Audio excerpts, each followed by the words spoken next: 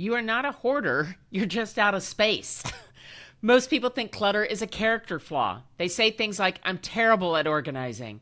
I guess I'm just messy. Maybe I'm turning into a hoarder. But the truth is, most of the people I work with, and myself included, are not hoarders at all. They're just good people with full lives who simply accumulated more stuff than their systems can handle. And instead of getting rid of it, we do what most people do. We move it. From the living room to the garage, from the kitchen to the attic, from the hallway to the spare bedroom, the stuff never leaves. It just changes zip codes inside the house. And that's what we're going to talk about today on this episode of Relax, I Got This, Embracing Life After 60. In today's world, older adults face major transitions like downsizing, relocating, or modifying their homes to age in place, all while embracing life after these changes. As a senior home advisor and seasoned realtor, Robin McCoy guides these decisions with care and thoughtful planning, helping create a vibrant future. Welcome to Relax, I Got This, Embracing Life After 60 with me, your host, Robin McCoy. Today on Relax, I Got This, Embracing Life After 60, we are just going to talk about the stuff in our house. And we're going to talk about how we're not hoarders, we just have accumulation. Now, most of the homes I walk into aren't extreme. They're not extreme, they're just overfull. Closets are packed, drawers barely close, garages become storage units, and the big clue? You can still walk through the house, but every storage space is bursting. Every cabinet, every closet, every drawer, they are just full. Cabinets, bookcases, above the closet, in the attic. If you're in an area where there's a basement, the basement is full. So it's not so much a hoarding problem as it is an accumulation problem. And I am one of those people. I am going to, we're being transparent here on Embracing Life After 60. We are very transparent. And this is kind of my deal. And the accumulation tends to happen very slowly. It's birthdays. It's maybe the kids' school papers. It's extra kitchen gadgets. I worked at Crate and Barrel for a long time. Clothes that almost fit. Sentimental items. Things that we might need someday. 20 or 30 years later, the house simply can't absorb it anymore. And I'm so guilty of the garage trap. The garage is where decisions go to die, right? Someone says, I'm not quite ready to get rid of it yet, so the item gets moved to the garage, which feels like it's productive because it's not actually in the house, right? I am so guilty of that and I've talked about it before, is I thought I was going to be a photographer back when I was younger. And I used to take a lot of photographs. I don't know that they were very good, but I took a lot of photographs. And I still had a lot of the negatives. And all I did was pack those up in boxes and move them from house to house, state to state, year after year.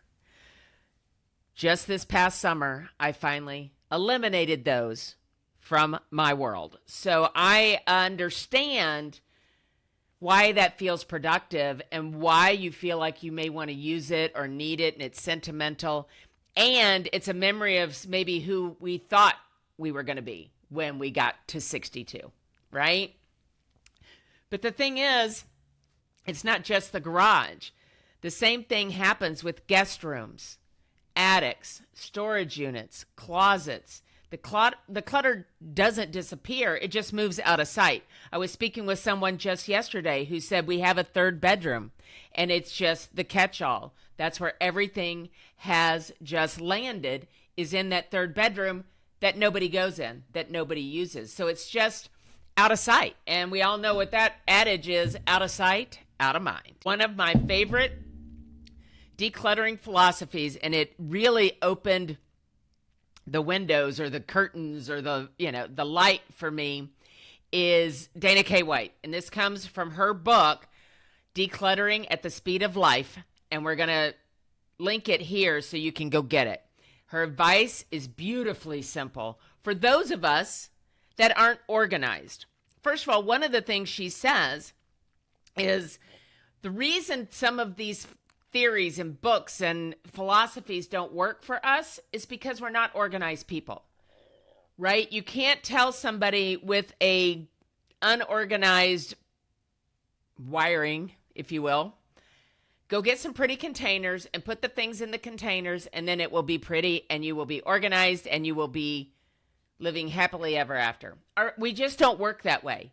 Pretty baskets are not going to solve our problems. And so we need a different way of looking at things. Her advice is beautifully simple. Start with what you see. It does not have to be a whole project. It does not have to be the whole house by Saturday. It does not have to be, okay, this is going to be an all-day thing. Just start with what you see. Not the attic, not the garage, not the storage unit. Start with the space you actually see every day. Because when you clear that visible clutter, your home immediately feels better. It just does.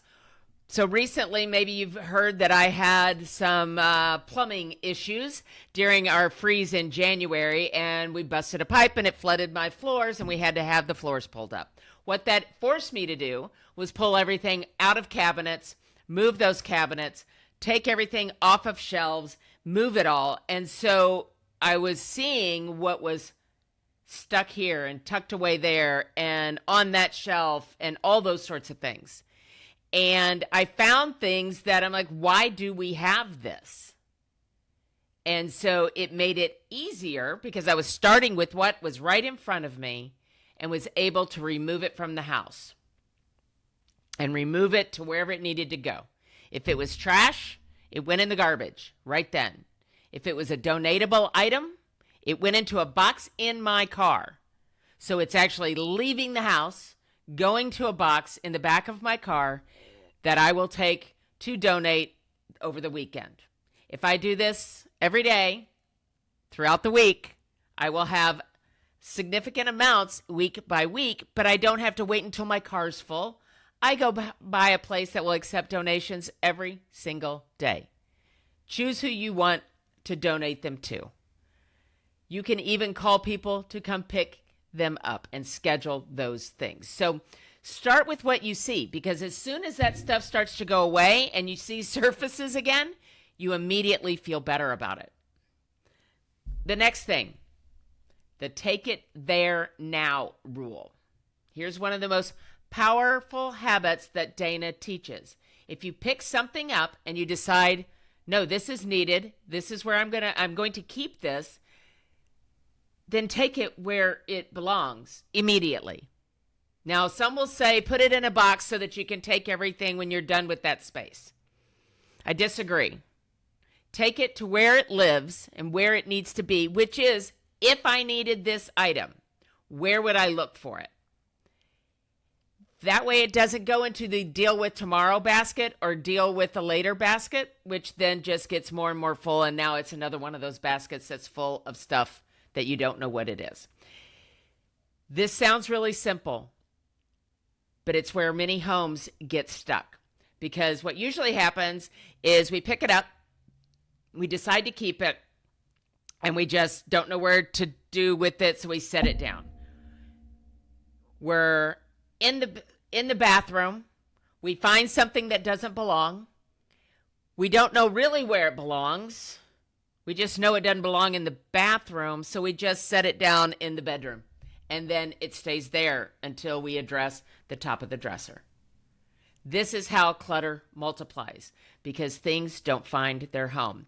So my personal example there is, I was in the bedroom when my husband got the mail and brought in the title of my car. Car got paid off, he brought me the title. Said, oh, that's the title of my car. And I set it on my nightstand, where it lived for weeks and weeks, months, if I'm being honest.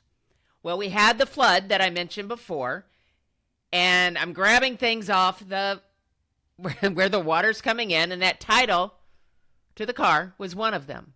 So then, because I'm in urgency trying to get everything out of the water, that title goes to the bathroom. And it sat in the bathroom for about 3 weeks. And then I started thinking on my Dana K. White philosophies, and I said, okay, this doesn't belong in the bathroom. It belongs in the knock box, which is a next of kin box. So I took it and I went upstairs that minute and opened up the knock box and put it in with the vehicle file. So now that lives exactly where it's supposed to be. Another example was all our passports were in a bookshelf. Well, when we were pulling things out of the bookshelf, those belonged in the knock box. So I grabbed those things and I took them upstairs and I put them in the box because we don't use our passports every day. But we would need to know where they are, and they need to be protected from fire, water, etc. So that's why they go in the knock box. So this helps keep those spaces clean, and the items, you know where they are when you go to look for them. We Are One Heart is a 501c3 nonprofit organization dedicated to bridging the gap between the needs and resources of low-income seniors and veterans. Rooted in compassion and love, our mission is to provide housing, living assistance, and access to critical resources that ensure dignity and support for the elderly in underserved communities. At the heart of We Are One Heart's work is the belief that every individual shares a common humanity, a heart connected through love and care. We are committed to creating a future that honors those who have shaped the past by offering programs and services that enhance their quality of life. For more information or to donate, visit wa1h.org.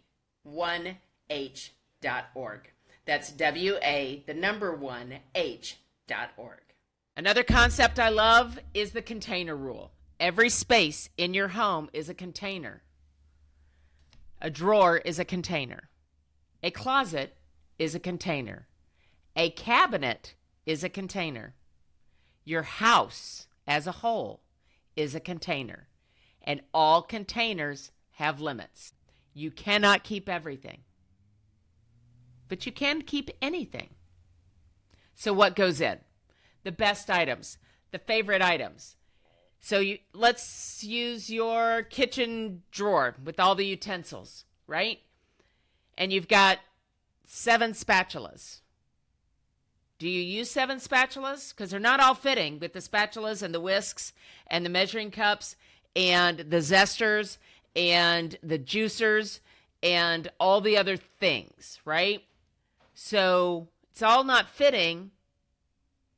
Which ones are you keeping? So you're going to keep the ones that you use the most. If you've got 7 and you use 3, the other 4 can be moved on to someone else, right? The clothes you actually wear, those are your best items. Now, we all have clothes that we used to be able to wear, that I'm going to get thin enough to fit in those jeans again, that, oh, that little tear's no big deal, that sort of thing.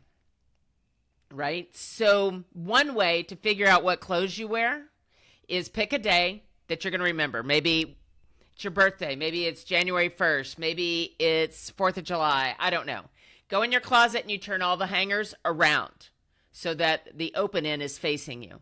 Then go out about your life. But as you wear things, you're going to pull those down and you're going to put them back the right way, right? With the open end to the back of the closet. By the end of 6 months to a year, you're going to see what you've worn. And if you haven't worn it, then maybe it can go on again to someone else. Finally, the tools you actually use. I have a story for this one too. My dad was a woodworker. He worked in his garage. He made beautiful bowls and boxes and just beautiful things. But I don't think that man ever left the house when he didn't come back home with a tape measure. He had tape measures, probably 6 or 8 of them. After he passed away and we were moving some of his stuff out of the garage, a lot of it ended up in my house, right, in my garage. So now I'm looking, I've got all these tape measures. I put one in my car, I put one in the house, I put one upstairs, and of course there's one in the garage. So now I've got 4, which I think is reasonable based on my usage, but the rest of them can go away. He had saw blades and boxes of screws and nails and all that stuff. Those are things I'm never going to use, so those went away. Because the tool chest, the toolbox that I wanted to keep was full, right? I kept the things I wanted. Because when it's full, something has to go. So you have to decide, am I wearing these clothes? Am I using all of these utensils? Am I using all these Tupperware lids? When the cabinet is full, when the container is full, something has to go. Okay? Now, it's the freedom of limits, okay, is what we call that. The rule actually makes the decisions easier. Instead of asking, should I keep this? You're going to ask, does this fit the space that I have? If the drawer is full, something better is already in there. Okay? The extra item goes. It's no drama. It's no guilt. It's just the reality and the philosophy of the container, because it's a limit, right? And with limits, we get freedom. Now, if you pull up that's your favorite tape measure or something, and the toolbox is already full, because there's something better in there, do you really like this one better than that one? And if so, you need to swap them, right? Because you want to keep the best things in the container. Again, no drama, no guilt, just the reality. So decluttering does not have to start with a giant weekend project. It can start very small. Clear what you see. If you keep something, take it where it belongs immediately. And remember this, your house already has containers within it. In fact, it is a container. So you don't need to go get more containers to create more storage. Your job isn't to create more storage. Your job is simply to decide what deserves to live inside the containers you already have. And when you do that, your home gets lighter, your mind gets clearer, and your life just gets easier. What do you think? Please make sure you reach out. Comment what you think about Dana K. White's theory on the containers. And, you can keep anything. You just can't keep everything. Through this philosophy, and it really changed the way I look at things. And I personally am now on a quest to remove 3,000 or more items from my home. Now, a friend of mine, Todd Emmerich, who works in move management, now, when he said this to me, I thought he said 3,000 items, but really he said 300,000 items. So what he told me was the average household has over 300,000 items in it. Now, that goes down to every paperclip, rubber band, and sock, right? However, when you think about it, and you think about the number of items in your home, even 3,000 is a lot. And so my goal is to remove at least one item from my house every single day. And right now it's easy, right? Because there's so much stuff and it's kind of piled everywhere. So it's easy right now. I can walk out of through the garage and go, okay, this is going today. This is going today. What's in this box? Oh, all of this can go today. So right now it's easy. And as I go through this, it may get a little bit more challenging for me. Another thing that I am doing in this project is for 15 years, I never had a dresser. I had baskets in my closet up above my head. And after all these years, I'm finally tired of things falling on my head. And I needed a dresser. And I started looking around. And I realized there's a dresser in my mom's storage, which is another story in and of itself, that an 89-year-old woman who lives in a residential care home has a storage unit. That's not a battle we're willing to fight right now. So I just went and got her dresser out of the storage unit, and I moved it to my house. And now as I go through the things in the closet, I will determine what is worthy of the dresser, right? How many t-shirts do I need to work out? How many, pairs of underwear? How many pairs of socks? If it doesn't fit in the dresser, it's going to go away, because I'm not going to have baskets and all these things above my head. So now I have baskets for other things, should I choose to use them, or those storage containers, those baskets, will then leave the house once we're no longer in need of them. So again, I hope this helps you kind of get your mind around decluttering. I think a lot of us that are the unorganized mind think we just either need more storage, or I'm going to put this in the garage and I'll deal with it later. And the clutter just stays. And I don't even actively buy things that I don't need anymore. I've put myself on a moratorium. I'm not buying jewelry, and I'm not buying home decor, and I'm not buying kitchen utensils, and I'm not buying new glassware, and I'm not buying those things. This is all stuff that I've accumulated or has been given to me over the years. And so getting that, some of, the guilt of, I won this award, right?